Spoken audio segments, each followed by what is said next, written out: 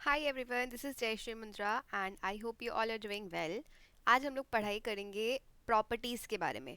Whole number chapter हमने start कर दिया है एंड प्रॉपर्टीज़ जो है होल नंबर्स का, वो जो भी जितने भी प्रॉपर्टीज़ है, whether it is closure property और इट इज़ एसोसिएटिव प्रॉपर्टी और इट इज़ कॉम्यूटेटिव प्रॉपर्टी और इट इज़ डिस्ट्रीब्यूटिव प्रॉपर्टी, हम लोग सभी प्रॉपर्टीज़ को अच्छी तरह से आज समझने वाले हैं। एंड साथ ही साथ एक और स्मॉल पोर्शन मैंने इस में कवर कर लिया है, वो है additive identity and multiplicative identity. So हम लोग वो बहुत ही स्मॉल पोर्शन है, इसलिए मैंने इसी वीडियो में वो कवर किया है एंड हम लोग वो भी आज इसी टॉपिक के साथ कवर करने वाले हैं। So without any further ado, let's get started. Let's start with the closure property first. Now closure property में क्या होता है, सी whole numbers are closed under addition and also under multiplication। ठीक है, क्लोज्ड का मतलब यहाँ पर क्या है अच्छी तरह से समझते हैं। एंड एडिशन के लिए सबसे पहले तो एडिशन के लिए समझते हैं। ठीक है, सो कोई भी एक होल नंबर्स पहले लेते हैं, फॉर एन एग्जाम्पल 3 और एक होल नंबर ले लेते हैं 2। So 3 + 2 is equals to how much, 5, right? Let's take another pair of whole numbers for addition. For an example, 2 plus 4. So it is equals to 6. Right? अब जो हमें answer मिल रहा है, यहाँ पर 5 आंसर आया, यहाँ पर 6 आंसर आया। वैसे ही आप कोई भी पेयर ऑफ होल नंबर्स को ले सकते हो। 0 + 2, 49 + 20। होल नंबर्स क्या है ये हमें अच्छी तरह से पता है, right? The number which begins from 0 and goes up to infinity. Okay, we are well versed with this concept now. So कोई भी होल नंबर्स के पेयर्स ले लो आप एंड फिर उसे ऐड करो, तो आप हमेशा नोटिस करोगे कि जो आंसर है आपका वो हमेशा होल नंबर ही होता है। ठीक है, इसका मतलब हम कह सकते हैं कि whole numbers are closed under addition. इसी केस में वी से कि होल नंबर्स जो है वो एडिशन में क्लोज्ड है। इसका मतलब कि जब हम ऐड करते हैं होल नंबर्स को तो जो रिजल्ट है वो भी होल नंबर्स ही आता है। जैसे कि यहाँ पर देख सकते हैं 5 is a whole number, 6 is a whole number. So यहाँ पर हम क्या समझ रहे हैं कि जो रिजल्ट है वो भी एक होल नंबर है। I hope it is clear. Similarly for multiplication also whole numbers are closed. Multiplication के लिए भी होल नंबर्स जो है वो क्लोज्ड होता है। For an example, let's take some examples in similar manner as we have taken for the addition. So 2 into 4. So 2 into 4 is how much? It is 8. And we got a whole number over here. Similarly, 0 into 2, it is equals to 0. Again we got a whole number. So जब भी आप whole numbers को multiply करते हो तो जो आपका answer होता है वो भी whole number ही होता है। And that is why we say that whole numbers are closed under addition and multiplication. So कहने का यही सिंपल सा मतलब है कि जब भी आप होल नंबर्स को ऐड करते हो या मल्टीप्लाई करते हो, आपको रिजल्ट अगर होल नंबर ही आ रहा है, then we can say that it is closed under addition और मल्टीप्लिकेशन। क्लोज जो है वो एक वर्ड दिया गया है इस केस के लिए। Division of a whole number by zero is not defined. ये एक पॉइंटर है जो आप नोट कर लीजिए। होल नंबर से डिवीजन, अगर आप कोई भी होल नंबर को डिवाइड करते हो जीरो से, तो वो अनडिफाइंड या फिर नॉट डिफाइंड होता है। ठीक है, ये बस तुम लोगों को एक याद रखना है। ठीक है, इसमें ऐसा कुछ भी नहीं है कि इसको समझना है कैसे हुआ क्या हुआ। ये एक स्मॉल पॉइंटर है, जैसे कि 1/0 अगर लिख दिया गया है कहीं पे तो वो हो जाएगा undefined. Okay, it is undefined. वहीं पे अगर आप किसी नंबर है, for example is written 0/2, then in that case answer जो होगा वो होगा 0। लेकिन हमेशा याद रखना 1/0 या फिर division of a whole number by 0, ये होल नंबर है एंड ये 0 है, तो ये हो जाएगा अनडिफाइंड। एक स्मॉल सी चीज़ है यहाँ पर। ठीक है, so let's move forward. All right, commutativity of addition and multiplication. I hope it is right pronunciation that I have done. Commutativity या commutative or commutativity, whichever is right for you, you can read it in that manner. So अब हम लोग discuss करने वाले हैं commutative property। ठीक है, commutative property of whole numbers। देखो, क्लोजर प्रॉपर्टी हो, commutative प्रॉपर्टी हो, ये जो भी प्रॉपर्टीज हम लोग डिस्कस कर रहे हैं होल नंबर्स के लिए, ये हर नंबर्स के लिए डिस्कस होता है। इंटीजर्स चैप्टर जब हम लोग कंप्लीट करेंगे या फिर कवर करेंगे, उसमें भी हम लोग ये प्रॉपर्टीज अच्छी तरह से पढ़ेंगे. सो ये जो क्लोजर प्रॉपर्टी, कॉम्यूटेटिव प्रॉपर्टी, इन सब का मतलब अच्छे से अगर समझ में आ गया, तो हम लोग चाहे इंटीजर्स हो चाहे होल नंबर्स हो, कोई भी सेट ऑफ नंबर्स क्वेश्चन में दिया हो, हम लोग अच्छी तरह से समझ सकते हैं कि ये कॉम्यूटेटिव होगा या फिर नहीं होगा. इसे अच्छी तरह से समझना है, ठीक है. इसमें लर्न करने वाली कोई भी चीज़ नहीं है. मैथ्स में तो लर्न वैसे भी कुछ नहीं करना होता है. प्रॉपर्टीज़ में जितना अच्छे से हम लोग ये समझेंगे, उतना इजीली हम लोग क्वेश्चन सॉल्व कर पाएंगे, ठीक है. सो अभी कॉम्यूटेटिव प्रॉपर्टी जो है वो हम लोग समझने वाले हैं. सबसे पहले एडिशन के लिए. All right. So for addition it is commutative for whole numbers. Addition whole numbers के लिए कॉम्यूटेटिव है. नाउ कॉम्यूटेटिव का क्या मतलब होता है? सी, कॉम्यूटेटिव का मतलब है order, which means if I right 2 + 3, answer क्या होगा हमारा 5. और अगर हम लोग यहाँ लिखते हैं 3 + 2, तब हमारा आंसर क्या होगा 5. क्या इन दोनों क्वेश्चन में कोई डिफरेंस है? यहाँ पर मैंने लिखा है 2 + 3, यहाँ पर मैंने लिखा है 3 + 2. सो एक माइनर डिफरेंस है, और वो डिफरेंस है ऑर्डर का. मीन्स यहाँ पर 2 जो है वो पहले लिखा गया है, 3 बाद में लिखा गया है. एंड यहाँ पर 3 पहले लिखा गया है, 2 बाद में लिखा गया है. लेकिन जो हमारा फाइनल आंसर है, क्या उसमें कोई चेंज आ रहा है? नहीं, आंसर जो है वो सेम है. इसका मतलब कि एडिशन जो है वो कॉम्यूटेटिव है. अगर ऑर्डर चेंज करने से आंसर नहीं चेंज हो रहा है, आंसर जो है वो होल नंबर ही है, then we can say addition is commutative for whole numbers. So जब भी हम किसी होल नंबर्स को ऐड करते हैं एंड जो हमारा आंसर है वो भी होल नंबर होता है एंड वो सेम होता है ऑर्डर चेंज करने के बाद भी, then we can say that it is commutative for that particular operator. So यहाँ पर हम एडिशन की बात कर रहे हैं. And this property is known as commutativity for addition. I hope आप सभी को ये समझ में आया है. कोई भी डाउट हो तो प्लीज़ कमेंट करके ज़रूर बताना. I will try my best to sort it out as soon as possible. Now we are going to talk about commutativity for subtraction and division. Okay, so just a second. Alright, so over here we need to talk about multiplication as well. सो यहाँ पर multiplication के लिए भी पहले बात कर लेते हैं and then we will move to subtraction and division. So for multiplication same ही लाइन होगी. यहाँ पर मल्टीप्लिकेशन हो जाएगा एंड यहाँ पर हो जाएगा मल्टीप्लिकेशन, ठीक है. इसीलिए मैंने अलग से नहीं लिखा है, क्योंकि यहाँ पर थोड़ा सा स्पेस चाहिए होगा लिखने के लिए. तो दो नंबर्स ले लेते हैं, 3 × 2, और अब हम इनका ऑर्डर चेंज कर देते हैं. यहाँ पर 3 × 2 है, तो ऑर्डर चेंज करने के बाद ये हो जाएगा 2 × 3, right. Now we have to check कि आंसर जो है वो हमारा सेम है कि नहीं. सो 3 × 2 होता है 6, 2 × 3 होता है 6. सो ये जो हमारा आंसर है it is same, right. Hence we can say that multiplication is also commutative for whole numbers.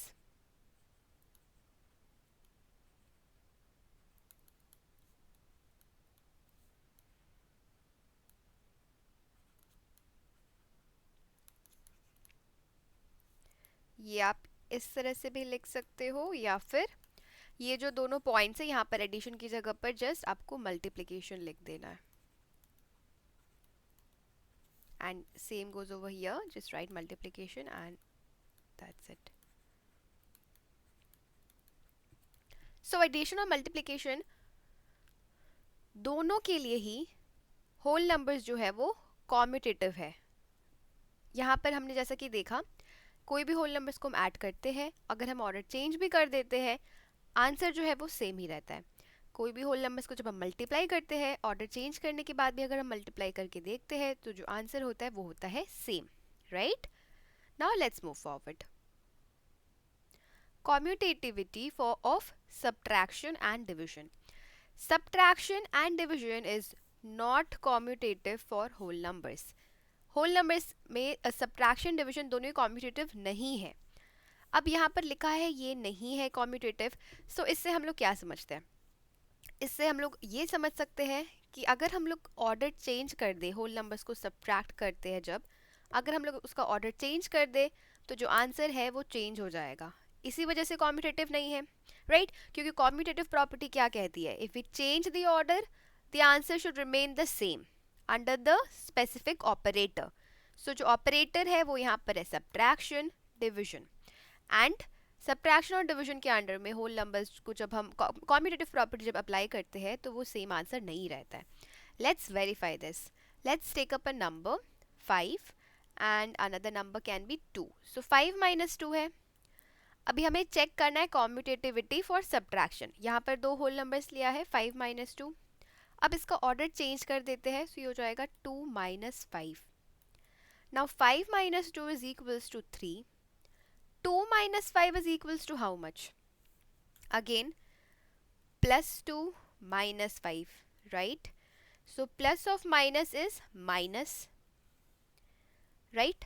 So यहाँ पर हमें इन दोनों को subtract करना है, तो हमारा जो आंसर होगा वो होगा 3। लेकिन जो साइन होगा वो कौन सा साइन होगा? वो होगा माइनस, क्योंकि बड़े वाला जो डिजिट है इन दोनों में से 5 की वैल्यू ज़्यादा है एंड 5 के साथ माइनस का साइन है, सो ये हो जाएगा -3, राइट? सो यहाँ पर हम लिख देंगे -3। क्या ये दोनों सेम है आंसर? No, it's not. ये है 3, ये है -3। Hence we say that subtraction is not commutative for whole numbers because the answer changes if we change the order. Let's verify this for division as well. So let's take up a pair of number. For an example, 4 divided by 2. अभी हमें इसका order change करना है। सो अभी हम लोग जब इसका ऑर्डर चेंज कर देंगे तो ये हो जाएगा 2 divided by 4। Now 4 divided by 2 is how much? 4 divided by 2 is 2। So यहाँ आ जाएगा 2।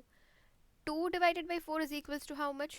इसे डिवाइड करते हैं 2 से न्यूमरेटर और डिनोमिनेटर में, तो ये हो जाएगा 1/2। सो यहाँ आ जाएगा 1/2। क्या ये दोनों आंसर सेम है? No, it's not, and hence we say that division is not commutative for whole numbers. I hope आप सभी को commutative property अच्छे से समझ में आया है। Moving forward, so we are done with closure property and commutative property, and दोनों ही property बहुत easy है, बहुत ही simple है।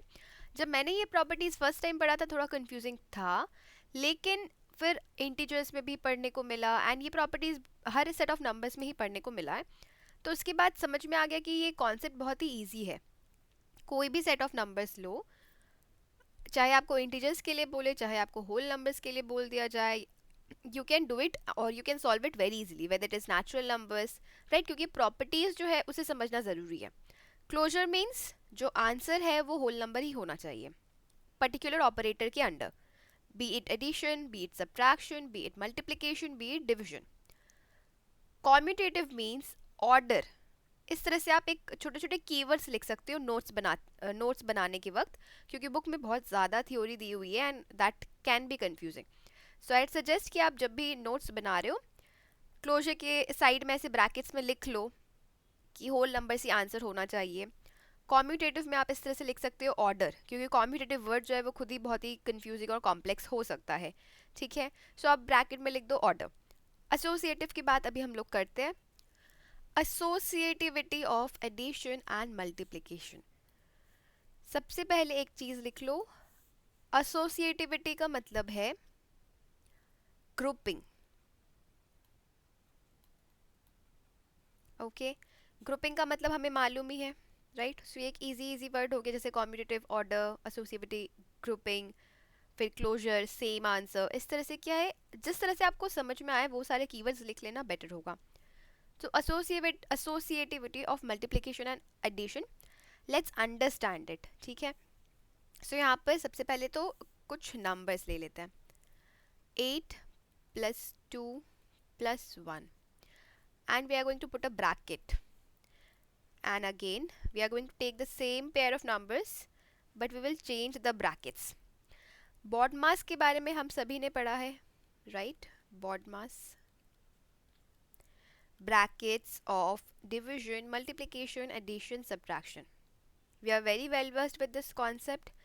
So हमेशा maths जब भी हम कोई भी सम सॉल्व करते हैं मैथ्स में, सबसे ज़रूरी चीज़ ये है कि हम हमेशा बॉड मास फॉलो करें, अदरवाइज हमारा आंसर जो है वो गलत हो जाता है।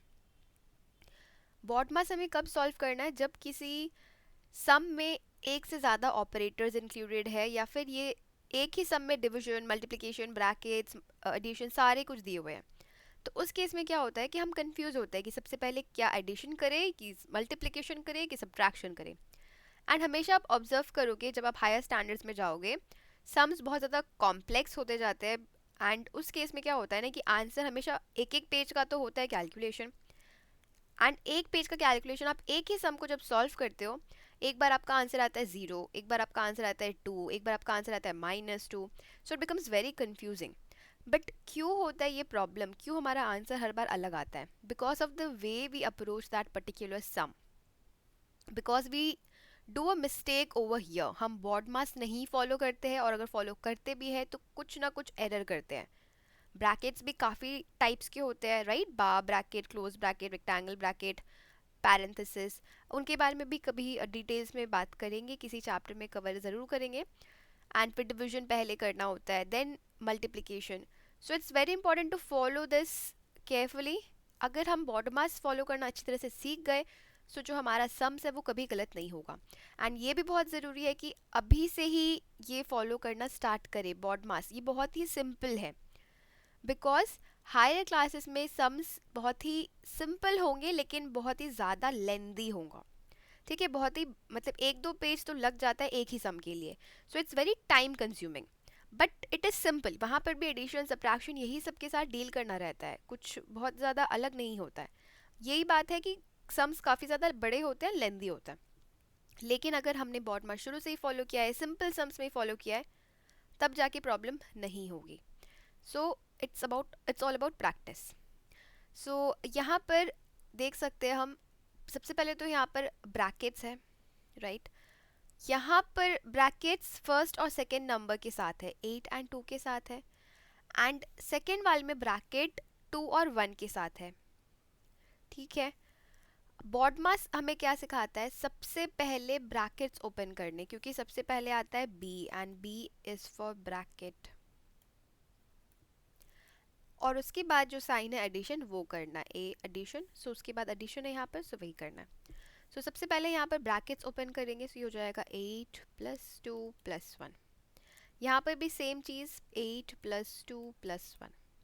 ठीक है, सो क्योंकि ये प्लस है तो साइन जो है वो सेम रह जाएगा, साइन नहीं चेंज होगा ब्रैकेट ओपन करने के बाद भी। माइनस करते वक्त साइन चेंज होता है, but when we add, sign नहीं चेंज होता है।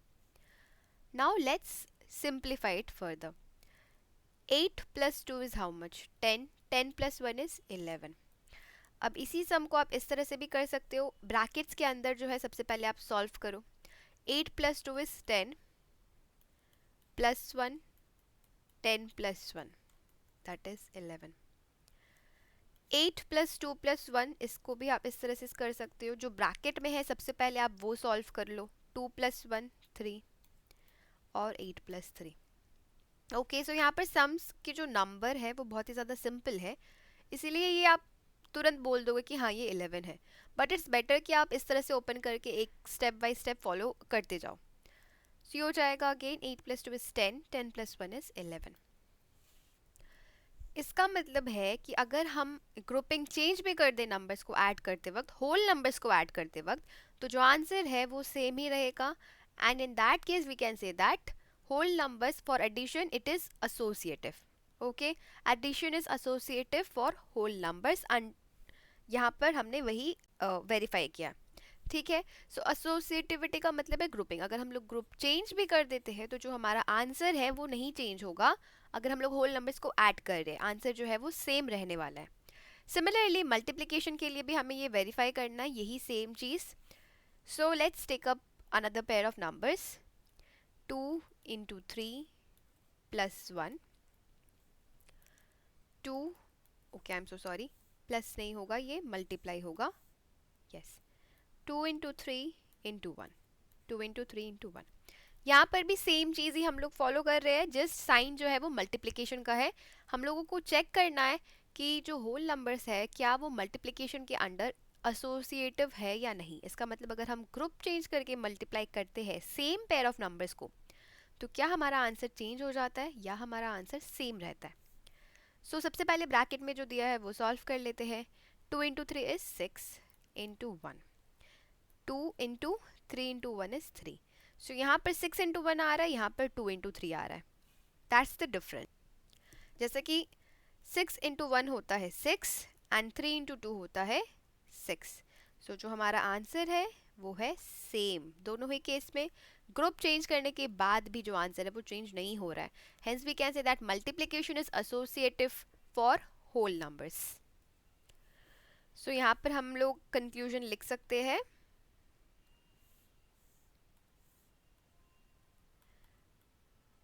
Addition and multiplication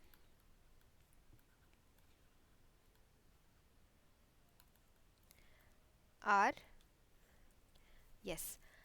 associative for whole numbers.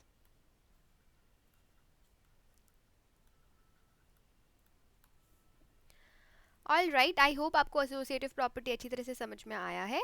Let's move forward. So associativity of multiplication and division. Okay, यहाँ पर मल्टीप्लिकेशन नहीं, मल्टीप्लिकेशन हम लोग ऑलरेडी डिस्कस कर चुके हैं, इसलिए सब्ट्रैक्शन का डिस्कस करेंगे. Let's discuss for subtraction.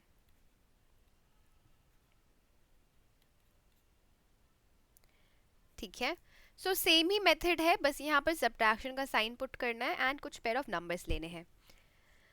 सो यहाँ पर let's take up a few pair of numbers. आप भी अपने हिसाब से कोई भी नंबर्स ले सकते हो. इनफैक्ट जितना ज़्यादा मतलब एक्सपेरिमेंट करोगे उतना ज़्यादा अच्छा. कोई भी पेयर ऑफ नंबर्स लो यहाँ पर, जैसे कि लेट्स टेक 5 -2 -3. ठीक है, 5 -2 -3. सो आप कोई भी pair of numbers low and जितना ज़्यादा बार आप ट्राई करोगे, कोई भी पेयर ऑफ नंबर्स लेके वेरीफाई करोगे, उतना अच्छी तरह से आपका कन्फ्यूजन क्लियर होगा. Okay, so again 5 minus 2 is 3 minus 3. 5 minus 2 minus 3 is -1. Again plus of minus is minus, so we are going to subtract. With the bigger number there is a negative sign, so we are going to put the sign of minus. Now over here it's 3 minus 3, so our answer would be 0. Over here it's okay, the brackets we have to open. Now minus of minus is plus, always remember. So ये हो जाएगा 1. सो हमारा जो final answer है वो हो जाएगा 6. तो क्या ये जो दोनों आंसर है वो सेम है? No, it's not same, and hence we say that subtraction is not associative for whole numbers. So सबसे पहले चीज़ जो हमें करनी है वो यही है कि जो ब्रैकेट्स में है उसे सॉल्व करना है. सी अभी यहाँ पर समझ में आएगा why it is very important. Suppose 5 - 2 यहाँ लिखा है and we directly written -3. Okay, then confusions might happen which one to subtract first. Should we subtract this 2? Should we subtract this 2? Should we subtract this 2? So इससे better है कि आप जो brackets में उसे सिंप्लीफाई करते जाओ. सम देखो यहाँ पर 2 वर्ड्स का मतलब कि 2 नंबर्स का हो गया, आगे 1 नंबर का हो गया, right. So it becomes very convenient for us to do the calculation by following the BODMAS rule. All right. सो इसी तरह से एसोसिएटिविटी जो प्रॉपर्टी है सब्ट्रैक्शन के लिए वो नहीं मानी जाएगी, क्योंकि आंसर जो है वो चेंज हो जाएगा अगर हम लोग ग्रुप चेंज कर देते हैं. Now let's verify it for division. So let's take up another pair of numbers. Let's say 8 divided by 2 divided by 4. 8 divided by 2 divided by 4. Now 8 divided by 2 is 4 divided by 4. यहाँ पर 8 divided by 2 divided by 4 is 1 by 2. Now 4 divided by 4 is 1. 8 divided by 1 by 2 हो जाएगा 8 by 1 divided by 1 by 2. 8 into 2 by 1, right? क्योंकि division है, division को multiplication में अगर convert करते हैं तो जो सेकंड नंबर है उसका रेसिप्रोकल लिखना होता है. सो ये हो जाएगा 16. सो यहाँ पर आंसर आ रहा है 16, यहाँ पर आंसर आ रहा है 1. Are they same? No, they are not. And hence we say that, okay, subtraction and division are not associative for whole numbers.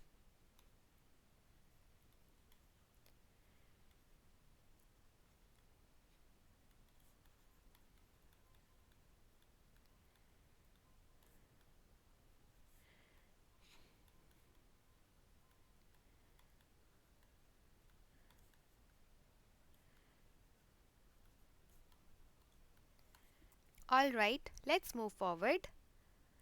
So we are done with associative property as well. अब हम लोग discuss करने वाले हैं final property, that is distributive property for of multiplication over addition, distributivity of multiplication over addition. ठीक है. सो यहाँ पर एक लिखा हुआ है एक नंबर 6 × 5 + 3. सो एक एक्सप्रेशन है, मल्टीप्लिकेशन जो है it is distributive over addition. इसका क्या मतलब है? ये जो है इस नंबर को हम पहले इसके साथ भी मल्टीप्लाई करेंगे एंड इसके साथ भी. सी, it means 6 × 5 + 6 × 3. So that is what we mean by distributive property, distributivity of multiplication over addition. So let's solve it further. 6 × 5 होता है 30 + 6 × 3 होता है 18. 30 + 18 would be 30 + 10 is 40, 40 + 8 is 48. So this is our answer. So ये distributive property use करके हम काफ़ी सारे जो प्रॉब्लम सम्स है वो इजीली सॉल्व कर सकते हैं. एक क्वेश्चन मैंने ऐड भी किया है प्रैक्टिस के लिए जो हम लोग अभी सॉल्व करेंगे, जिससे कि अच्छी तरह से क्लियर हो जाए कि हम लोग इसका एप्लीकेशन बेस्ड मतलब कि इसका यूज़ कहाँ कर सकते हैं. ये जो भी प्रॉपर्टी सीख रहे हैं इन सब का यूज़ करके हम लोग ईजिली क्वेश्चन सॉल्व कर सकते हैं. राइट. सो डिस्ट्रीब्यूटिविटी प्रॉपर्टी हम लोग इसमें यूज़ करने वाले हैं इस सम को सॉल्व करने के लिए. ये एक एग्जाम्पल का क्वेश्चन है जो कि आपकी बुक में है. The school canteen, okay,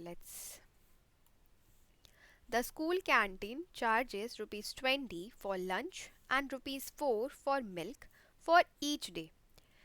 her school में कैंटीन होता है, राइट, फूड कोर्ट. सो जो स्कूल कैंटीन है लंच का वो लोग एक दिन का, ईच डे मतलब एक दिन का ₹20 लेती है और मिल्क दूध का पैकेट के लिए ₹4 लेती है. एक दिन की बात हो रही है. ठीक है. क्वेश्चन में क्या पूछा है? How much money do you spend in 5 days on these things. अगर एक दिन में आप इतना खर्चा कर रहे हो लंच के लिए और मिल्क के लिए, देन 5 दिन का खर्चा कितना होगा. राइट. सो यहाँ पर दो तरीके हैं. ओके. पहला तरीका है जहाँ पर हम डिस्ट्रीब्यूटिव प्रॉपर्टी नहीं भी यूज़ कर सकते हैं. जो दूसरा तरीका है वो है जहाँ पर हम डिस्ट्रीब्यूटिव प्रॉपर्टी यूज़ कर भी सकते हैं. ठीक है. So we are going to discuss both the methods to see which one is easier. Method 1, method 2. All right. See, method 1. So यहाँ पर lunch का जो cost है वो है ₹20. ठीक है. And milk का जो cost है वो है ₹4 for each day और for one day. या फिर स्टेटमेंट वाइज ही कर लेते हैं, दैट वुड बी बेटर, क्योंकि ये प्रॉब्लम सम है. So it's very important that we write down the statements as well. Okay. So for one day, or we can write one day lunch cost rupees this much. So 5 days lunch would cost rupees how much? Cost of one day lunch. Okay. मेरे mind में बहुत सारे statements आ रहे हैं. Cost of lunch for one day ₹20. Therefore cost of lunch for 5 days. अभी ये जो मैंने इस तरह से कर दिया है ये आप एग्ज़ाम्स में बिल्कुल भी मत करना. एग्ज़ाम में मेक श्योर कि आप पूरा स्टेटमेंट लिखो एंड इस तरह से नहीं करो. ठीक है. एंड या प्रैक्टिस में आप अगर 20 क्वेश्चंस प्रैक्टिस करो इस टाइप के तो 5-6 क्वेश्चंस में आप इस तरह से कर सकते हो, डजेंट मैटर. लेकिन एग्जाम्स में प्लीज़ ध्यान रखना कि आप फुल स्टेटमेंट्स लिखो एंड इस तरह से नहीं करके छोड़ो. सो कॉस्ट ऑफ लंच एक दिन की है 20, 5 दिन का लंच का कॉस्ट कितना होगा, ज़्यादा होगा। यूनिटरी मेथड है, एक क्वांटिटी का हमें पता है प्राइस, कितने भी क्वांटिटी हो हम आराम से निकाल सकते हैं यहाँ पर। सो यहाँ पर 5 डेज की बात हो रही है, सो हो जाएगा 20 × 5, that is ₹100। Similarly cost of milk for 1 day is ₹4. Therefore, cost of milk for 5 days is equals to 4 × 5, ₹20. Right? Now what do we need to do? We need to add it. How much money do you spend in 5 days? So money spent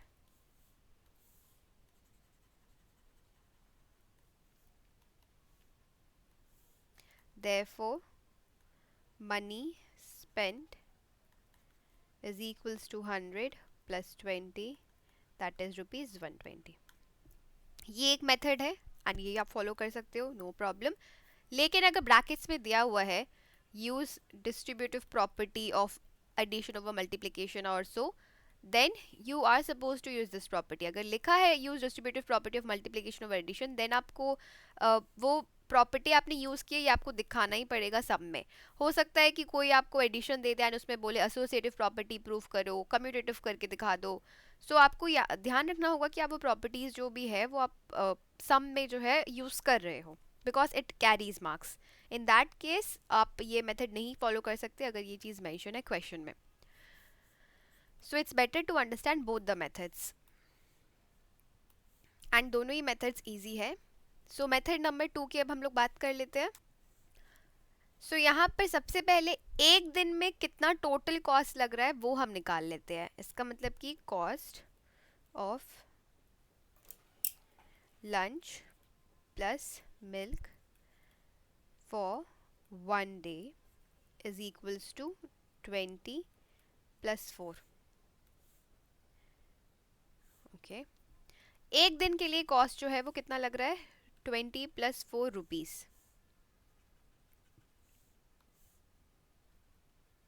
right? So therefore cost of lunch plus milk for 5 days would be 5 into 20 + 4, and यहाँ पर हमने कौन सी property use किया है, by distributive property of multiplication over addition. ठीक है, सो अब हम इसे सॉल्व कर सकते हैं। 5 into 20 + 4 is 24 and 24 into 5 should be 120। 24 into 5, yes।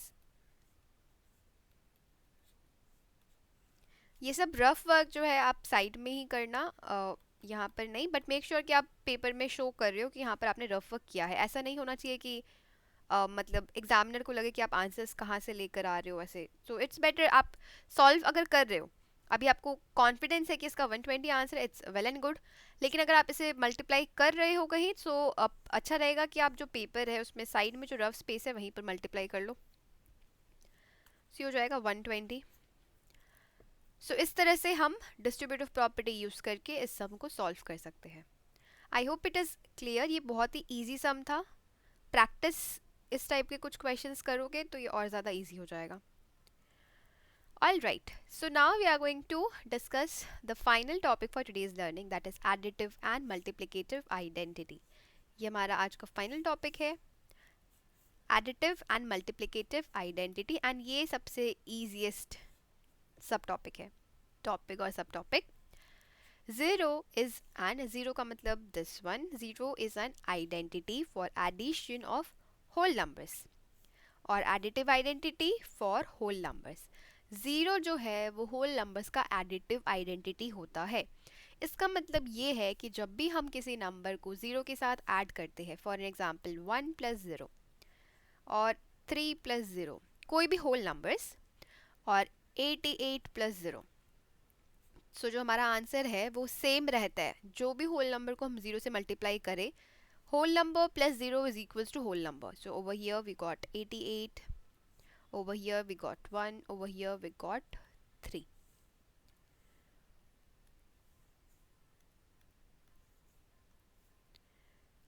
Yes. सो यहाँ पर सिंपली मतलब यही है कि ज़ीरो जो होता है वो होता है एडिटिव आइडेंटिटी होल नंबर्स के लिए, whole numbers plus zero is equals to whole number. So multiplicative identity additive identity में भी कंफ्यूजन होता है। इनफैक्ट मैंने एक अभी हाल फिलहाल में ही टेस्ट दिया था जिसमें मैंने खुद ये गलती की थी। Still so it happens, it can happen when you are in rush, it can happen, ठीक है। सो हमेशा एक चीज़ मतलब उस गलती के बाद से मैंने इस तरह से खुद को समझाया है कि एक चीज़ ध्यान रखना है कि ज़ीरो मतलब एडिटिव आइडेंटिटी की अगर बात हो रही है तो ये सोचना है कि आप किसी भी होल नंबर को किस नंबर के साथ ऐड करो जिससे कि जो आंसर है वो होल नंबर ही हो। सो आपके दिमाग में ज़ीरो आ जाएगा एंड देयर यू गो। आप फिर ये सोच अगर आपके माइंड में आ गया तो आप गलती नहीं करोगे। So I think MCQ question था and there I did that mistake and I knew कि I am doing that mistake but I got confused. So whatever, and yes, one is the identity for multiplication of whole numbers और multiplicative identity for whole numbers। अब आपको अगर additive identity समझ में आ गया है then multiplicative identity में आप कभी कंफ्यूज नहीं होगे।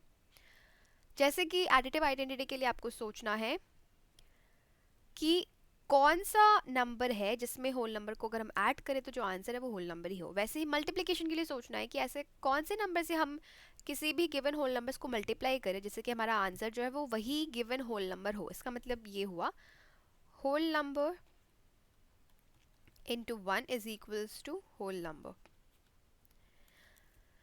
सो यहाँ पर ये हो जाएगा 1 will be the multiplicative identity, 2 into 1 is equals to 2, 4 into 1 is equals to 4, 99 into 1 is equals to 99, that's it। And या एक और चीज़ है वो है एडिटिव इनवर्स, उसके बारे में भी हम लोग किसी वीडियो में ज़रूर बात करेंगे। सो वो additive inverse and additive identity, yes these two might be confusing but एक बार हम लोग अच्छी तरह से समझ लेंगे तो कंफ्यूजन नहीं होगा। All right then, I hope आपको एडिटिव आज नहीं समझ रहे हैं क्योंकि एडिटिव आइडेंटिटी आज कवर किया है। सो अगर आइडेंटिटी और इनवर्स साथ में पढ़ते हैं तो कन्फ्यूजन होता ही होता है स्टार्टिंग में। दैट इज़ वे आज I am not explaining it but yes additive identity multiplicative identity बहुत ही सिंपल है, ये आप अच्छी तरह से समझ लो, फिर इनवर्स जब भी करेंगे आप कन्फ्यूज नहीं होगे क्योंकि तब आपका माइंडसेट इनवर्स पढ़ने के लिए ही बना रहेगा। एंड आई होप आप सभी को प्रॉपर्टीज़ ऑफ होल नंबर्स जो भी हमने आज डिस्कस किया है, समझा है, क्वेश्चन सॉल्व किया है, एग्जाम्पल्स के थ्रू समझा है, आपको समझ में आया है। कोई भी कन्फ्यूजन हो, कोई भी डाउट्स हो, कोई भी फीडबैक्स देने हो, please give it through comment box. And yes, for today we are done with the topic of learning. Next video में मिलते हैं, till then take care and keep learning and thank you so much for watching.